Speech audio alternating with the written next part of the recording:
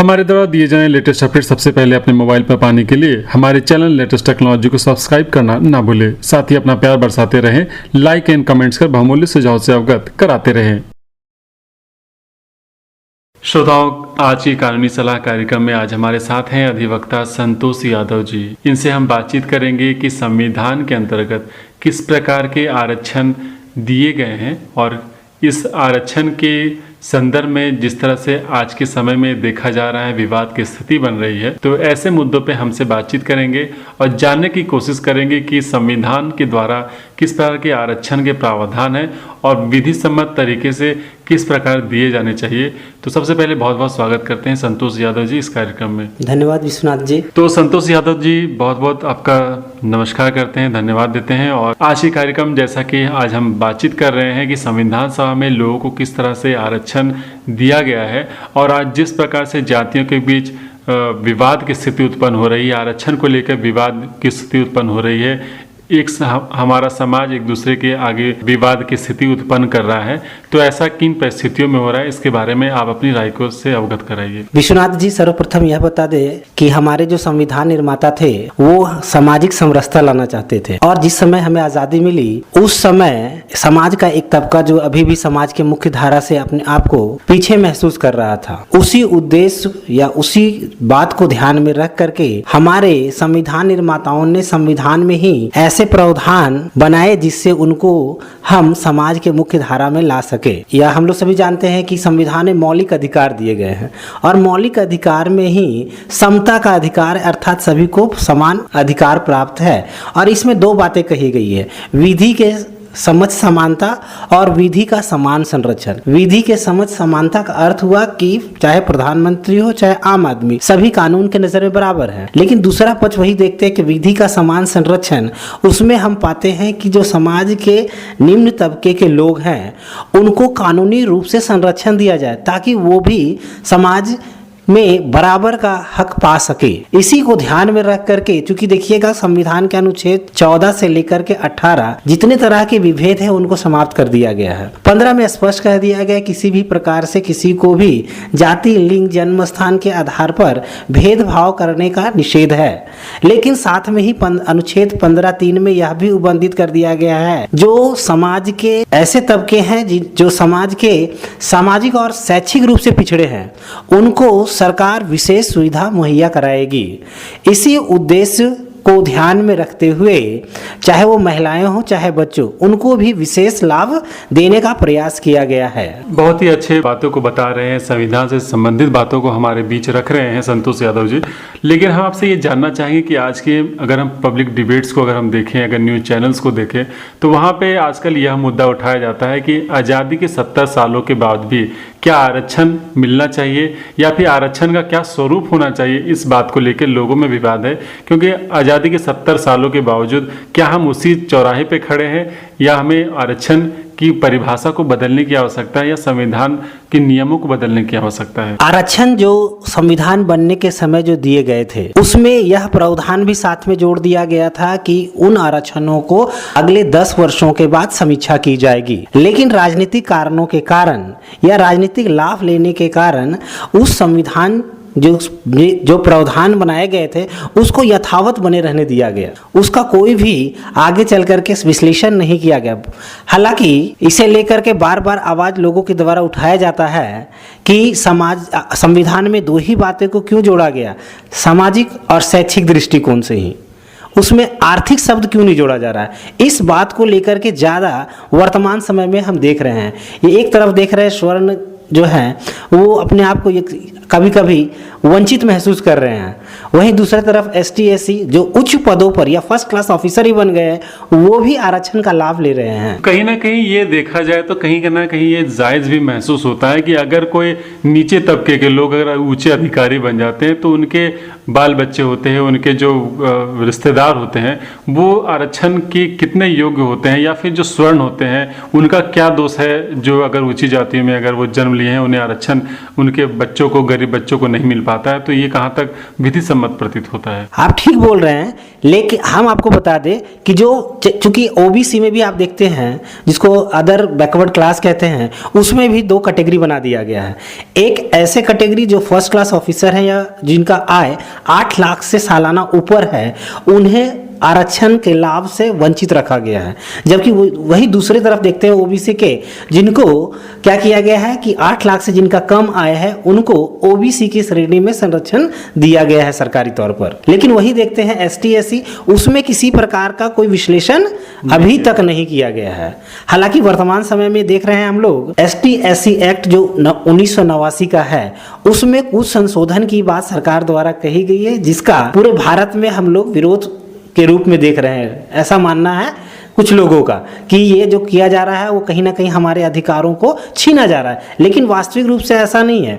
जहाँ जो लोग इस कानून का दुरुपयोग कर रहे हैं, उस दुरुपयोग को रोकने के लिए सरकार द्वारा यह सकारात्मक कदम उठाया जा रहा है। अलग बात है कि राजनीतिक दृष्टिकोण से इसे लोग इस एक्ट को ही यह मान रहे हैं कि कहीं ना कहीं हमसे छीना जा रहा है, अधिकार जो हमारे हैं वो छीना जा रहा है। ऐसा कभी भी नहीं किया जा रहा है। उसमें सिर्फ संशोधन किया जा रहा है कि जो भी व्यक्ति SC ST एक्ट के तहत दोषी पाया जाता है या जो भी आरोप लगते हैं अभियुक्त के रूप में, वो जब तक अनुसंधान के रूप में जब तक सिद्ध ना हो जाए तब तक उसे गिरफ्तार नहीं किया जाएगा। ये सिर्फ बात जोड़ा जा रहा है ताकि इस कानून का कम से कम दुरुपयोग हो सके। तो जैसा कि संतोष यादव जी, आज के समय में हम देख रहे हैं कि SC ST का जो एक्ट लागू किया गया था संविधान के द्वारा या हमारे नीति नियंताओं के द्वारा, तो उस एक्ट में क्या प्रावधान थे और उसके दृष्टिकोण से अगर स्वर्णों का जो विरोध अभी आज देख रहे हैं तो उसमें क्या प्रावधान एक्चुअल में होना चाहिए, इसके बारे में बताइए। अभी जो हाल में सरकार द्वारा ST SC एक्ट में जो बदलाव लाने की बात कहेगी, उसमें यह था कि अगर किसी भी व्यक्ति पर आप ST SC एक्ट के तहत आरोप लगाते हैं तो जब तक सिद्ध या अनुसंधान होने के बाद उस पर अगर सिद्ध हो जाता है तभी उसे गिरफ्तार किया जाएगा। अनुसंधान के पूर्व उसे गिरफ्तार नहीं किया जाएगा ताकि इस कानून का कम से कम दुरुपयोग हो सके। वही दूसरी ओर हम देखते हैं कि जो स्वर्ण लोग हैं वो उनका कहना है कि अगर जो भी चाहता है वो हम पर आरोप लगा देता है और आगे चल करके वो सिद्ध नहीं होता, लेकिन इस दरमियान हम लोग काफी परेशान रहते हैं। क्यों ना उसके बदले हमें मुआवजा दिया जाए ताकि कानून का कम से कम दुरुपयोग हो, उनका ऐसा मानना है। इसलिए वो चाहते हैं कि इसमें थोड़ा संशोधन हो। तो जहां तक हम देख पा रहे हैं कि इन SC ST एक्ट के चक्कर में हम देख रहे हैं कि समाज 2 फाड़ में विभक्त हो रहा है।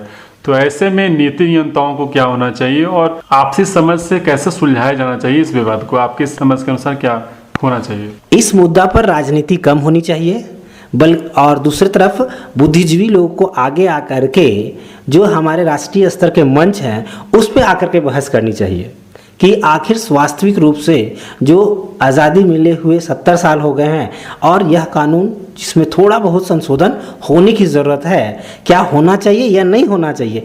इस पर सभी, चाहे वो स्वर्ण के लोग हों, चाहे वो ST SC वर्ग के लोग हों, चाहे OBC के वर्ग के हों, सभी आकर के समाज को संतुलित और समाज में समरसता कैसे कायम किया जाए इस पर बात करनी चाहिए। बिल्कुल, मूल भावना तो यही है कि देश की एकता और अखंडता कायम रहे और सभी के अधिकारों को सुरक्षित किया जाए। इसके लिए हमें मिल बांटकर बातचीत करनी चाहिए और आगे का समाधान निकालना चाहिए। तो हम आपसे ये जानना चाहेंगे कि SC ST और जो सवर्ण के जो लोग हैं वो इस मुद्दे पे अपनी राय कैसे व्यक्त कर सकते हैं और कैसे मुख्य धारा से अपने आप को जोड़ सकते हैं और क्या विधि सम्मत इसमें तरीका अपनाया जा सकता है, इसके बारे में बताइए। एक्ट में ST SC एक्ट चाहे स्वर्णों द्वारा मांग की गई संशोधन, ये जो भी मुद्दे हैं इनको पार्टी विशेष रूप में नहीं देखना चाहिए। इसको समाज, देश, राष्ट्र को ध्यान में रख करके चलना चाहिए ताकि हम अपने समाज या राष्ट्र की विकास की धारा को ना रोकें। क्योंकि कोई आज बंद हुआ, कल बंद हुआ, इस तरह का अगर बंद होते रहेंगे तो कहीं ना कहीं देश आर्थिक रूप से भी कमजोर होगा और आपसी वैमनस्य भी फैलेगा। आज अगर वो बंद किया तो कल प्रतिशोध के रूप में आज वो बंद करता है, तो ऐसा नहीं होना चाहिए। हमारा न्यायपालिका है, अगर आपको किसी तरह का लगता है कि हमें मिलना चाहिए अधिकार या ये अधिकार हमारे अधिकारों का अतिक्रमण करता है तो आप उसे चुनौती दे सकते हैं। उसे उचित प्लेटफॉर्म पे रखा जा सकता है और अपने विचारों से अवगत कराया जा सकता है। ये एक तरीका, लोकतांत्रिक तरीका अपनाया जा सकता है। लेकिन आज के समय में देखा जाता है कि लोगों द्वारा हिंसक प्रदर्शन किया जाता है और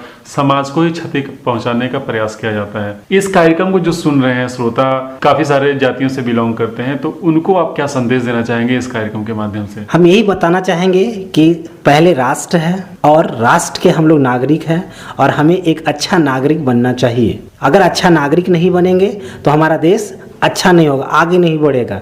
इसलिए थोड़ा बहुत संविधान सम्मत जो भी ज्ञान है वो भी प्राप्त करना चाहिए, क्योंकि अभी साक्षरता का बात कहा गया है। साक्षर ना होकर के हम चाहते हैं कि संविधान के माध्यम से लोग शिक्षित, यानी संविधान के प्रावधानों को जाने, आखिर उसमें जो प्रावधान डाले गए हैं वो किस उद्देश्य से डाले गए, क्या वह पूर्ण हुआ है या नहीं पूर्ण हुआ है, इसकी समीक्षा की जानी चाहिए।